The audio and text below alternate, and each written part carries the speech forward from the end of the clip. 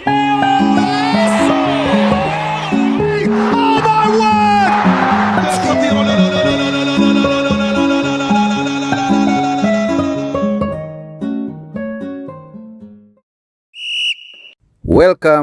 to my channel.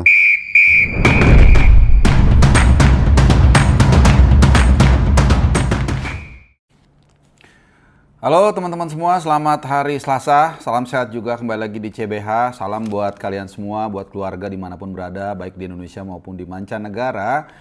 Masih seputar apa lagi ya kalau bukan soal timnas kali ini. Jadi kita masih meninggalkan dulu sejenak Liga 1 atau Super League yang nggak sabar semua pasti. Baik Boboto maupun Jackmania untuk menyambut El Clasico nanti tanggal 11 Januari, hari Minggu. Jadi itu seperti lagu Gigi ya, yang judulnya 11 Januari. Januari ini penuh dengan emosional, penuh dengan kenangan juga mungkin. Karena saat ini gue berbicara, atau kita semua berinteraksi, tepat 1 tahun yang lalu, satu peristiwa yang cukup mengguncangkan ya persilatan, bukan persilatan ya, justru persepak bolaan Indonesia itu terjadi, yaitu pemecatan Sintayong. Kenapa gue angkat ini? Jujur tadi lagi duduk-duduk, lagi browsing, lagi ya kerja sedikit-sedikit lah ya, ngerapi-rapihin semua file dan lain-lain. Tiba-tiba keinget, oh hari ini tanggal 6 Januari ya, pas banget karena gue selalu ingat 6 Januari dan 12 Januari itu pemecatan Sintayong dan pemilihan Patrick Kluivert waktu itu ya. Pemilihannya di Hotel Mulia, pemecatannya diumumkan secara cukup tiba-tiba lah gitu ya. Jadi kemudian gue bikin status, mungkin kalian sudah lihat di IG gue. Akhirnya gue pikir oke deh, gue mau bikin konten. Bikin konten untuk kita tidak menjadi bangsa yang pelupa. Karena jujur banyak sekali kita ini mudah melupakan. Kita tidak boleh gampang melupakan menurut gua. Memaafkan iya, tapi melupakan jangan, karena kalau kita melupakan maka kita nggak pernah belajar dari apa ya kesalahan yang pernah terjadi. 6 Januari 2025 menurut gua adalah hari di mana sebuah keputusan paling bodoh dalam sejarah sepak bola Indonesia, kalau nggak mau dibilang dunia, itu dilakukan, di mana saat itu kita sudah atau sedang dalam kondisi on the track, sedang semangat-semangatnya, sedang guyup-guyupnya sesama fans Indonesia. Kita punya sesuatu yang kita banggakan, tapi kemudian dulu lantah oleh satu orang, satu keputusan, dan satu blunder besar. Di mana setelah itu seperti bangunan yang sudah dibangun begitu bagus, seperti istana, tapi kemudian ada satu pilarnya yang dirubuhkan dan kemudian pelan-pelan bangunan itu runtuh. Sepanjang 2025 kita semua tahu semua kejuaraan yang kita ikuti gagal total, kecuali futsal. Dan futsal pun dengar-dengar terakhir mau coba untuk dimasukkan ke dalam sepak bola ya. Tapi itu kita tidak mau bahas itu. Gue cuma mau kembali lagi ya ke basic dari sepak bola itu sendiri, yaitu bagaimana kita bisa melihat satu kolektivitas, kerjasama yang baik yang sudah terjadi, kemudian bisa membuahkan sesuatu hasil yang luar biasa. Ya, dalam periode tersebut kita benar-benar begitu bangga, begitu ada yang ditunggu, begitu semangat, dan itu secara kesehatan, secara medis pun sangat bagus ya. Jadi kita istilahnya hormon dopamin itu mengalir di tubuh kita dan itu membantu kita juga untuk menjadi lebih sehat. Nah, kembali lagi ke soal hari itu, gue masih ingat dari berbagai kesaksian ya, bahkan dari orangnya langsung, itu pemecatannya sangat mendadak. Dan konon kabarnya di hari tanggal 6 itu, nggak tahu ya, 6 Januari 2020 itu hari apa, sekitar pagi lah ya, pagi menjelang siang itu dikasih surat pemecatannya, dan bahkan melalui tangan orang gitu ya, melalui Pak Sumarji, dan kemudian dikasih ke STY juga kaget, dan kemudian siangnya diumumkan. Dan udah dipersiapkan penggantinya 12 Januari diumumkan, yaitu Patrick Kluivert. Dan saat itu ya publik, gua rasa sih kalau terbelahnya nggak seimbang ya, pasti banyak yang nggak mendukung proses tersebut, proses pencangkukan tersebut. Ya walaupun di atas kertas, di luar kita mencoba untuk berbesar hati mendukung, tapi ternyata hati kecil kita nggak bisa berbohong bahwa itu adalah sesuatu kesalahan yang sangat luar biasa.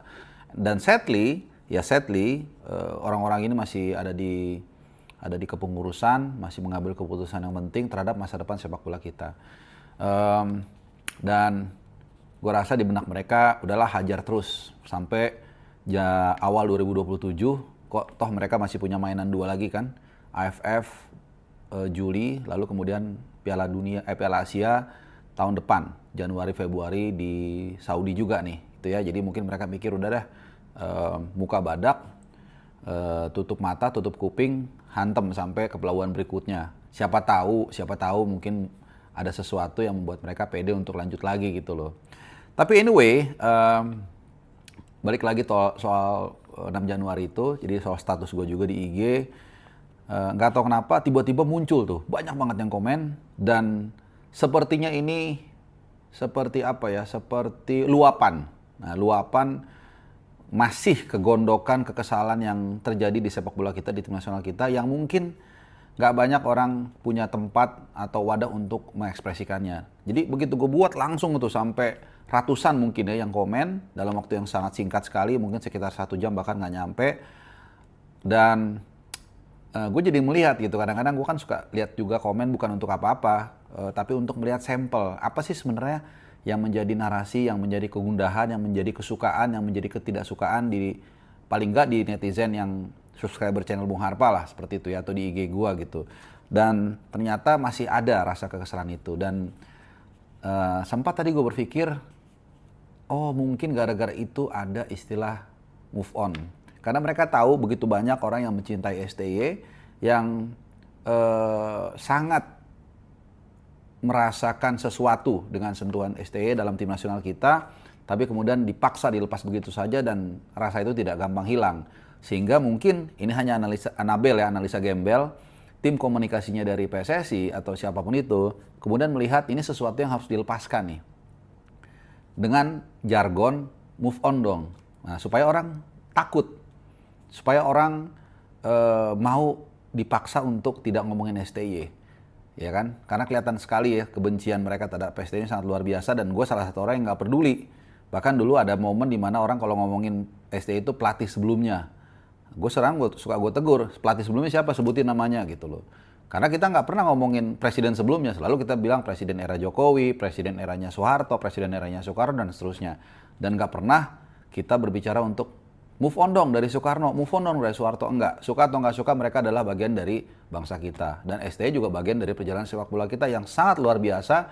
Dia nggak bikin salah, artinya dia nggak bikin kriminal, ya soal berhasil nggak berhasil itu relatif. Yang membanggakan kita, bahkan mengalahkan negaranya sendiri, Korea Selatan. Jadi pinter juga nih mereka nih. Jadi mereka mempelajari dari logaritmanya mungkin, oh mereka orang-orang lagi sangat jatuh cinta dengan sosok seorang. Oke, kita bikin aja tagline ini supaya mereka takut. Jadi makanya itu suka tiba-tiba kalau ada istilah yang sering digunakan oleh beberapa influencer yang besar, itu berarti udah di brief tuh kalau gue lihat gitu ya. Misal tiba-tiba pakai kata-kata move on dong. Nah, yang make sering itu biasanya memang kelihatannya di brief gitu, atau nggak nyebut kata tertentu, misalnya kata STY diganti pelatih sebelumnya, itu memang di brief gitu. Bahkan gue juga dengar ada sebuah stasiun televisi yang meminta untuk presenter komentator itu untuk tidak mengucapkan kata STY. Dan terakhir pun kalau kalian ingat, federasi kan juga bikin kayak award gitu ya, ngikutin GMTV Awards, yang di situ lucunya tidak ada kategori kepelatihan terbaik. Ya kita semua tahu kenapa. Gue nggak usah jawab, kalian pasti tahu. Jadi sungguh miris ya kalau kita lihat, sadly-nya itu tadi mereka masih ada masih in charge di federasi. Ya sekali lagi gue udah capek untuk bersuara. Kadang-kadang ya gue biasa-biasa aja lah gitu ya, kayak ngomongin pelatih ya gue ngomongin secara netral aja, nggak mau juga memang menjudge, nggak mau juga terlalu optimis, biasa aja. Karena memang dalam hati juga kita ya mungkin antara terlalu baik atau bego, nggak ngerti ya, karena sudah begitu besar keputusan yang salah diambil, tapi mereka masih tenang-tenang aja di sana ya. Bahkan ketua umum PSSI pun Erick Thohir dalam beberapa bulan terakhir nggak pernah kedengaran suaranya secara lantang seperti dulu bicara soal timnas ya. Ya kita nggak tahu lah mau dibawa kemana sepak bola kita, tapi untuk saat ini ya tadi spontan aja, jujur gue bikin bikin apa namanya, mungkin CBH Diary atau apapun whatever lah ini, karena pas banget gue baru ngeh juga tadi sore itu ketika sebelum maghrib, ini pas banget setahun ya. Jadi bukan apa-apa, ini hanya ekspresi gue, tentu kalian gak semua sepakat, tapi gue yakin banyak yang sepakat. Dan sekali lagi sebelum gue tutup, kalian yang ingin dapat tiket Persija, Persib Bandung di GBLA tanggal 11 Januari, gue ada satu tiket buat kalian. Mungkin ada dua, tapi at least satu lah ya. Karena satu buat gue jaga-jaga juga. Yang pasti mungkin besok atau lusa gue akan bikin kuisnya. Sekaligus mungkin bikin satu video. Ya seperti apa, tunggu terus dan dapatkan tiketnya. VIP loh. VIP kalau nggak salah VIP Utara atau Selatan, gue lupa. Oke teman-teman semua, itu aja opini gue, aspirasi gue. Silahkan tinggalkan komen kalau ada yang mau komen.